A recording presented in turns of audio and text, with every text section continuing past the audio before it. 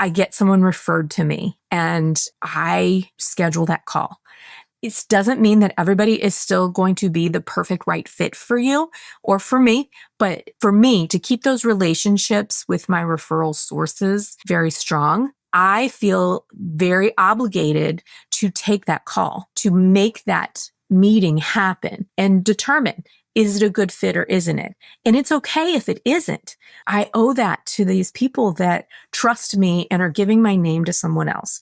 So I will say that I will prioritize those referred clients before I prioritize the people who say they've found me on Google or they were referred from a pro advisor site or any of those things. I go to my referral sources. I prioritize those people first.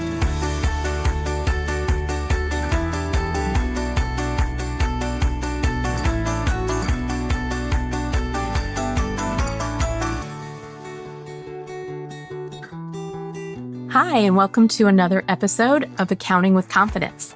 I'm your host, Beth Whitworth, and today I am bringing you a confidence booster episode that has really been prompted by kind of what's happening right now in my pipeline.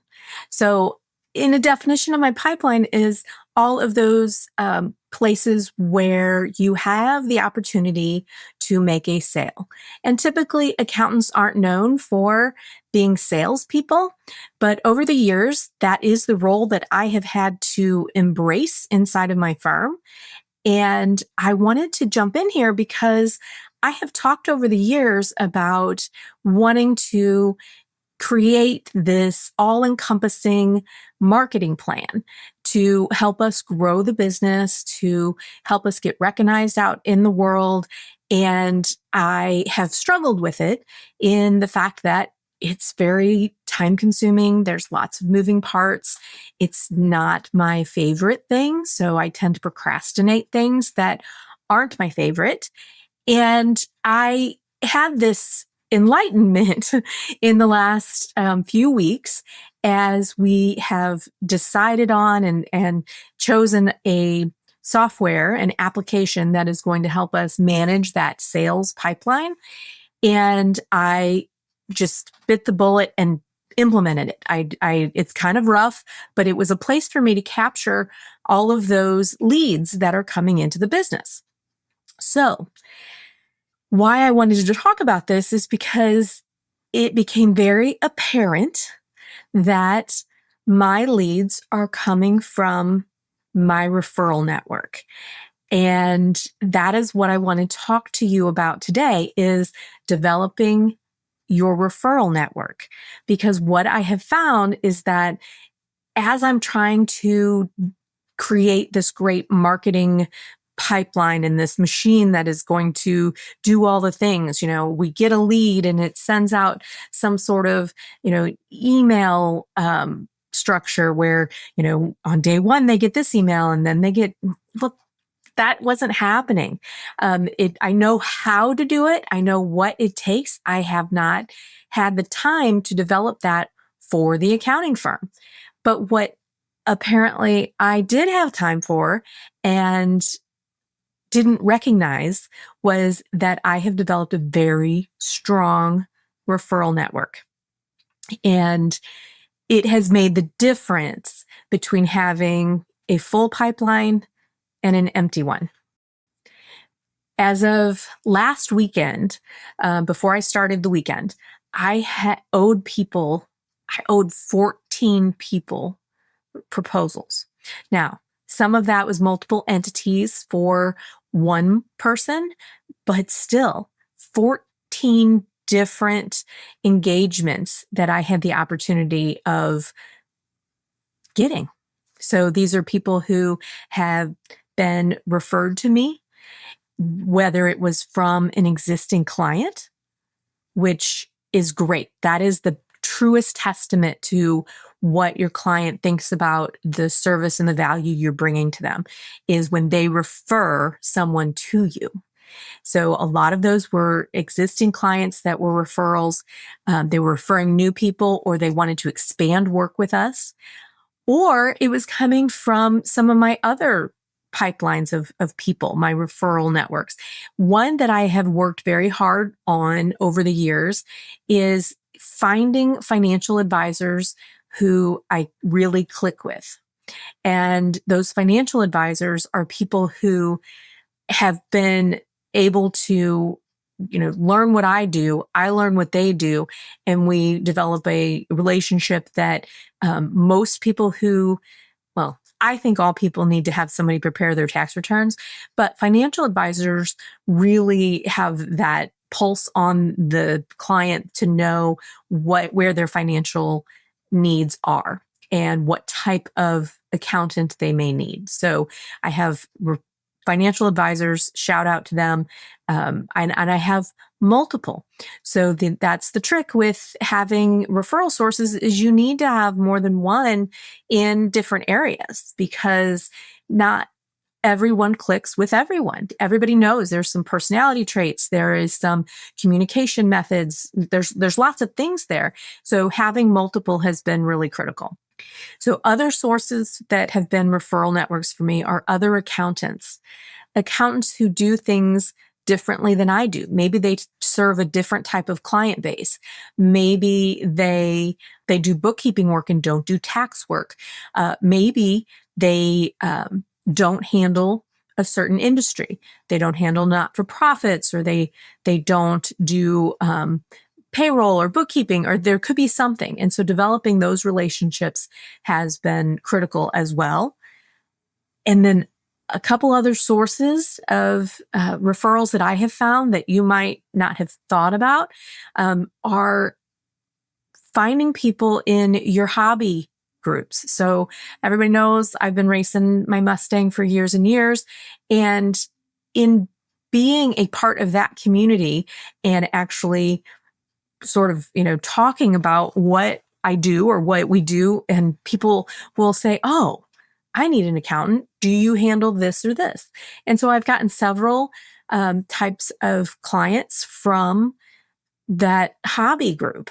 And so I encourage people to not be afraid when they're talking to people. If it's a service that you provide and you see that there are people in your group that have a need, see if you can sponsor an event or even connect with people in that group that maybe they're a financial advisor, or maybe they have a financial advisor that they think would be a good fit. So there's lots of ways you can connect there. And the last referral source that I am, I guess I should say, it could vary, is your chamber of commerce. So in our area, we have lots of chambers. Every municipality just about has a chamber of commerce. And the one I am in, I will give a shout out to the Kirkwood DePere Chamber of Commerce here in the St. Louis area. It is the most phenomenal chamber I have ever been a part of. And they have so many things you can do, so many opportunities to meet people. You can advertise, you can sponsor. I will tell you that I do not have the bandwidth to actually attend all the things. So I try to get to at least 4 or 5 of their monthly luncheons. And they are almost always just structured so well that I meet someone at that event that I connect with, or it is structured where they want to follow up later. And that is where I have met some of my direct referral sources, and I've also met clients that way. So if you have a great chamber of commerce that is well run and well organized, it can really be worth, a few hours, a month, not even a few hours a month, a couple hours a month to go to the lunch. Maybe one month you go to the main lunch, and maybe one time you go to one of their other activities. Ours has happy hours. It has coffee. It has a women's group. It has so many things. So it is very important to me, one, to be a part of the community. And that gives me a place to do that. But like I said, it varies by the organization. So, it's okay. Like for us, we're in a big city environment. So there's multiple chambers. You could belong to more than one. I've been to different ones in the past, and has been the best experience I've had so far. So, couple of things I just wanted to share with you in making your referral network really work for you to keep that pipeline full. And the first thing is to make sure that with your referral source that you are making your role very clear. If you don't want to be just like me, I don't want to just be a tax preparer.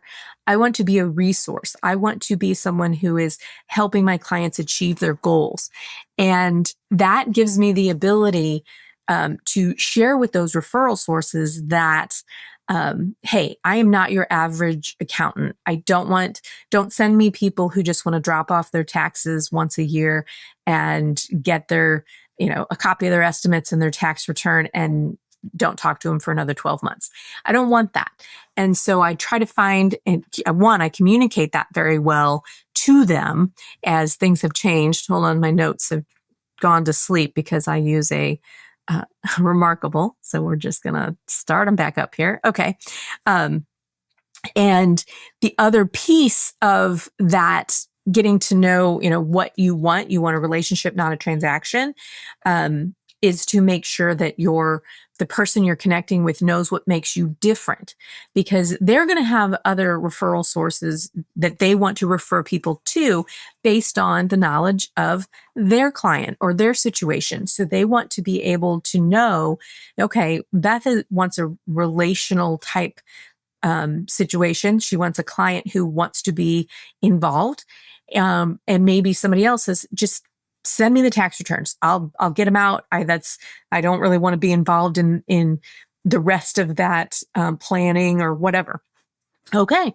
Make sure that you know that and they know what makes you different. And then the other part for me is what I've learned over the years is to not shy away from what you charge. So for us, we have turned into a 100% subscription model. So it is very easy for me to give a range, a ballpark, or even very specific. If someone wants to work with us and they are just wanting an individual tax return done, yes, we do that. Yes, we still have a discovery call with those people, and we determine what level of subscription they are going to need. And we recommend that. But we share those pricing structures, at least the minimums, with our referral sources so that they know that they can share with their clients, they're going to start at this dollar amount. And so that if it's not a good price fit for someone, we know that ahead of time.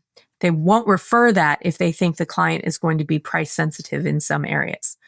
So the other rule that I follow after I make my role clear with my referral sources is that if I get someone referred to me and, I schedule that call. Now, it doesn't mean that everybody is still going to be the perfect right fit for you or for me, but it is, for me to keep those relationships with my referral sources very strong. I feel very obligated to take that call, to make that meeting happen and determine, is it a good fit or isn't it? And it's okay if it isn't, but I owe that to these people that trust me and are giving my name to someone else. So I will say that I will prioritize those referred clients before I prioritize the people who say they've found me on Google or they were referred from a pro advisor site or any of those things. I go to my referral sources. I prioritize those people first. But I do feel like I owe those sources, my referrals sources, to at least have the conversation. There was a reason they referred me and I need to investigate that. And if it's not a good fit, it's okay. But I want to keep this very short. So I really am just going to wrap up with what my referral sources mean to me. And I will just say everything. In January, as I was building out this new application that's, keeping track of our pipeline, and I'm not a affiliate of theirs or anything. I'm not getting paid for this, but I chose Pipedrive as what I'm using for my pipeline. And as I was putting in this information, there's a place, how did they get to you? And every time it was a referral. And before I even got to the end of January, I could put in kind of a ballpark of what I thought the value of this lead was, as far as what types of services I'm going to provide, so I can kind of give a good idea of what I think I'm going to be issuing a proposal for. And I had over $90,000 of potential revenue that was, I would say, 90% from my referrals. So, yes, my referral sources mean everything to me. So, just, I'm not going to share everybody's name, but, I've got Kim and Julie and Andy and Chad and Steven. I've got so many clients that have trusted me by referring me to their friends or their family. I have, Tony and Donna that have their own firm, and we send clients back and forth. I have Angie who sends me, she does a lot of bookkeeping, and she doesn't do tax. And so when it's a good fit, she sends me clients. And I mean, the list it's not pages and pages long, because I feel like I have really kind of cultivated these relationships. And honestly, I owe them so much. I'm always have on my list that I need to do, I need to do gifts. I need to do things. I need to send things out more than just a thank you. And I haven't gotten it done yet, but, it's coming. So if you're listening to this and you're one of my referral sources, know that something is coming. But it is so meaningful to me to have people who trust me, who trust my team, who trust my firm. And that is a reflection of our vision, mission, and purpose. We really want to serve our clients. We want to serve our community. And it's a huge extension of my reach. So even if I could put this marketing plan in place, I could only attract those people who happen to, come to my website and put in that they want to receive our newsletter. Okay, well, then they get in this pipeline and maybe they want to hear from me, but it's only reaches a small amount of people, and I know that. And it's cold leads like that they're valuable, and sometimes they turn out to something amazing.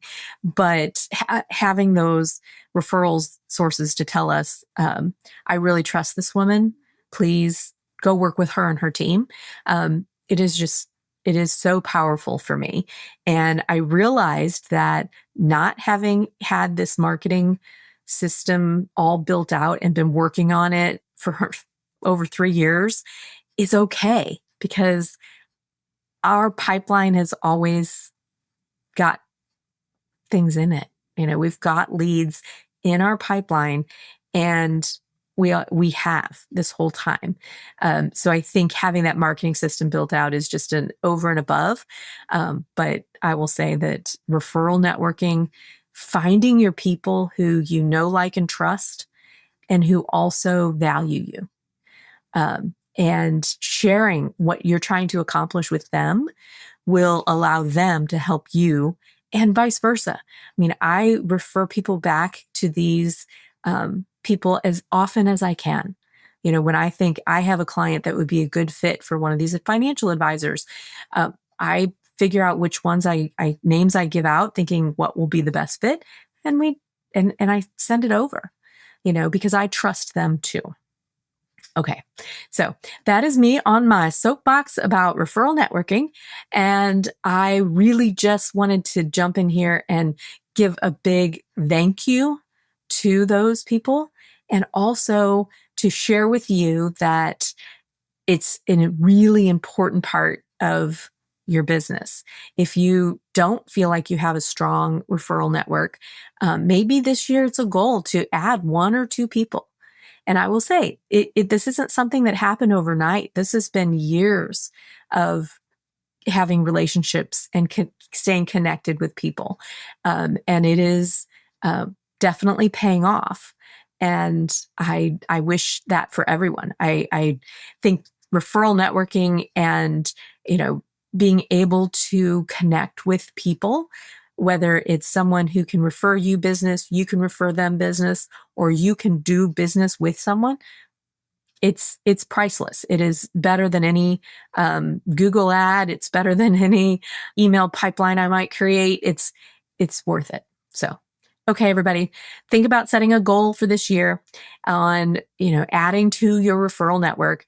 I'm adding to my goals to profusely thank my referral network partners. I don't have any type of formal plan. I know, like, and trust these people, and I want to thank them in some meaningful way. So that's all I have for today. I hope there's something in this episode that you can say, yep, I need to work harder on that, or no, I've got this. I have a great referral network. And if you do, I'd love to hear about it. So feel free to give me a text where you're listening to this, or leave me a DM in any of the places where this might be posted, and just let me know. Let me know how you're doing. And if you want any help, I'm willing to do that. All right, everybody, that's it for today. I'll talk to you next week. Bye-bye for now.